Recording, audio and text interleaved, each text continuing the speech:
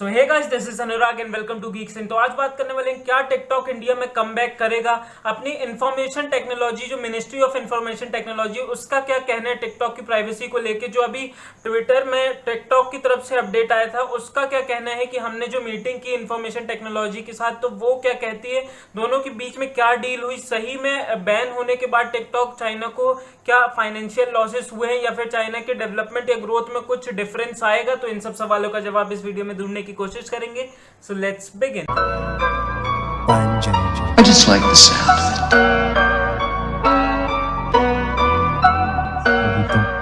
New.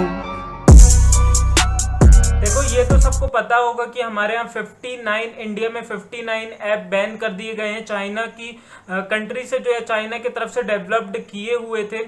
तो क्या इन सब चीज़ों से चाइना को लॉसेस हुए हैं या फिर उसके डेवलपमेंट पे कोई असर पड़ेगा। तो देखो, सबसे पहले तो मैं ये नहीं बताऊंगा कि कैसे क्या बैंड हुए, ये तो सबको पता है कि 59 ऐप्स बैन किए गए हैं। जिसको अभी तक नहीं पता तो वो भाई इंडिया का है ही नहीं, या फिर हमारी दुनिया का ही नहीं है, क्योंकि इतनी ज़्यादा वायरल हो रही चीज़ें। देखो, मैं बिना टाइम वेस्ट करते हुए आपको ये बताना चाहूँगा कि टिकटॉक फिर से दावा कर रहा है या फिर टिकटॉक वापस आएगा, इसके बारे में क्या कैसा चीज़ें चल रही हैं। देखो, टिकटॉक ने अभी ट्विटर में अपने तुरंत मतलब कुछ दिन पहले ही, मतलब एक दो दिन पहले इसके बैन होने के एक दो दिन बाद, मतलब उसने अपडेट दिया कि हमने अपनी ministry of information technology India से बात की कि हम आपके प्राइवेसी को ऐसे ही संभाल के रखेंगे, ना कि हम थर्ड पार्टी को आपका डेटा देंगे, ना कि हम चाइना को आपका डेटा देंगे। प्लीज़, मतलब उन्होंने रिक्वेस्ट करी, हम मीटिंग करी कि हम आपकी प्राइवेसी को ऐसे ही रखेंगे, पर हमें टिकटॉक को इंडिया पे मतलब ऐसे रहने ही दीजिए, बैन मत करिए। ठीक, तो अब उसमें क्या कहना है मिनिस्ट्री ऑफ इंफॉर्मेशन टेक्नोलॉजी का, तो वो तो अभी निकल के सामने नहीं आया, पर टिकटॉक की तरफ से ये आया था जरूर कि हम जल्दी से जल्दी कमबैक करेंगे इंडिया में। उन्होंने ट्वीट किया है, तो आप वहां पे जाके देख सकते हो ऑफिशियल पेज में उनके, तो वो आपको दिख जाएगा। सही में उन्होंने मीटिंग की थी अपने मिनिस्ट्री ऑफ इंफॉर्मेशन टेक्नोलॉजी से कि हम आपकी प्राइवेसी को ऐसे रखेंगे। पर बात करते हैं, क्या सही में टिकटॉक का डेटा कहीं और नहीं जाता है, या फिर वो कहीं थर्ड पार्टी को नहीं देगा, या फिर किसी कंट्री को नहीं देगा, या चाइना को नहीं देगा। तो मैं आपको एक बात बता दूं, चाइना में एक रूल है, रूल ऐसा है वो कि अगर कोई भी वहां कंपनी स्टार्ट होती है, कोई भी ऐप वगैरह कोई भी कंपनी स्टार्ट होती है, तो वहां पे उस कंपनी को डेटा देना होता है गवर्नमेंट को। ये कहीं पे मैंने लिखा हुआ देखा था, तो ये चीजें वहां पे होती। तो अब यहाँ पे प्रॉब्लम ये होती है कि हम कैसे विश्वास कर लें कि वो हमारा डेटा नहीं देगा। इसलिए हमारी ministry of information technology problem में है कि हमें विश्वास करना चाहिए या नहीं करना चाहिए, क्योंकि हमारे इंडिया में जैसे टिकटॉक के सपोर्टर भी बहुत है, और टिकटॉक एक चाइना का ऐप है, तो उसके मतलब खिलाफ में भी बहुत है, पर सपोर्टर भी बहुत है। पर अगर एक तरीके से वो प्राइवेसी हमें देता है कि चाइना को डेटा नहीं पहुंचाता है, इसलिए हम यूज कर सकते हैं, ऐसा प्रॉब्लम नहीं है।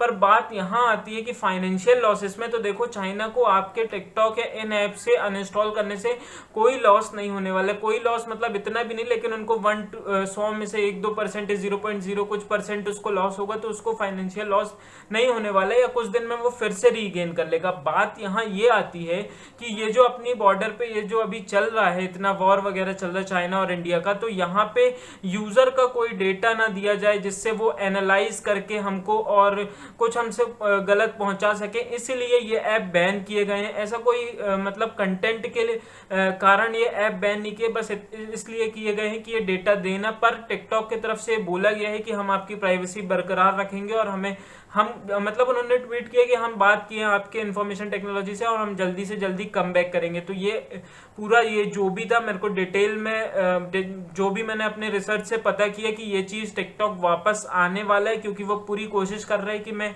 कम बैक कर लूँ इंडिया के अंदर। और बस अब देखो, कम बैक करने से पहले मैं यही बोल रहा हूँ कि जब चाइना में वो डेटा सबको मतलब वहाँ पे मस्ट है देना ही देना, तो अब वो कैसे डेटा रखेगा और थर्ड पार्टी से कैसे, मतलब उसको अब इंडिया से पूरा ऑथोराइज करना पड़ेगा, तब टिकटॉक इंडिया में आ सकेगा।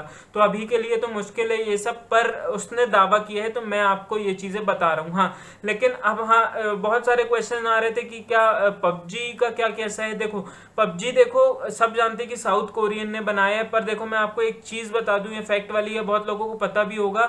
जो पबजी बनाया गया है, वो बनाया गया है, आप देखना जब पबजी खोलोगे तो टेंसेंट लिख के आता है, वो टेंसेंट चाइना के द्वारा डेवलप्ड किया गया है। टेंसेंट चाइना को द्वारा डेवलप्ड किया हुआ है। तो आप खुद सोच सकते हो कि चाइना की तरफ से भी पबजी है, तो अब ये हो क्या रहा है, जो कंफ्यूजन बनता है कि कहीं टेंसेंट जो चाइना की तरफ से है और हम पबजी बोलते हैं कि साउथ कोरियन की तरफ से है, तो ये क्या कंफ्यूजन है, क्या कुछ भी है, इसके बाद में वीडियो रिकॉर्ड करूंगा तो हो सकता है आने में एक दिन लग जाए, पर आप सब्सक्राइब जरूर कर लेना जिससे आपको पता चल जाए कि ये कंफ्यूजन से दूर हो जाओ कि क्या टेंसेंट सही में चाइना का है और ब्लू होल कंपनी कोरियन है, तो ये दोनों का कैसे मतलब बॉन्ड हुआ और कैसे आप कोई भी पबजी में कोई भी चीजें खरीदते हो तो कैसे वो चाइना को पैसे जा सकते हैं। तो ये सब सवालों का जवाब उस वीडियो में ढूंढने की कोशिश करेंगे, तो बस आप सब्सक्राइब कर लेना। तो बस आज की वीडियो में इतना ही रखते हैं, पर मैं आपको बता दूं कि हाँ, कोई भी फाइनेंशियल लॉस उसको नहीं हुआ है, ठीक, मतलब होता तो है पर उतना उसको नहीं हुआ है जितना हम सोच रहे हैं कि बिल्कुल वो उसका फाइनेंशियल लॉस ऊपर से नीचे आ जाने वाला है, ऐसा कुछ नहीं होगा।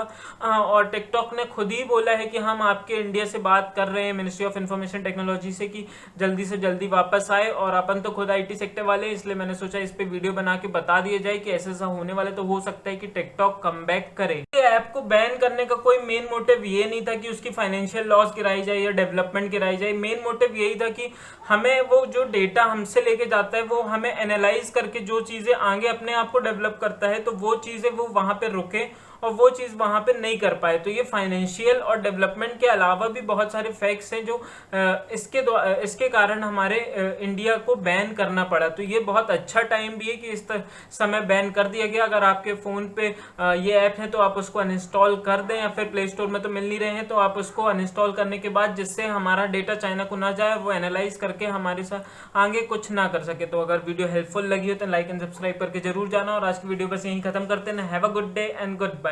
और हाँ यार, कि सॉरी, लास्टली मैं ये बोलना चाहता हूँ कि ये मेरा ओपिनियन था कि टिकटॉक हो सकता है कि वापस आए, क्योंकि वो जो खुद दावा कर रहा है आपको कुछ और हो सकता है।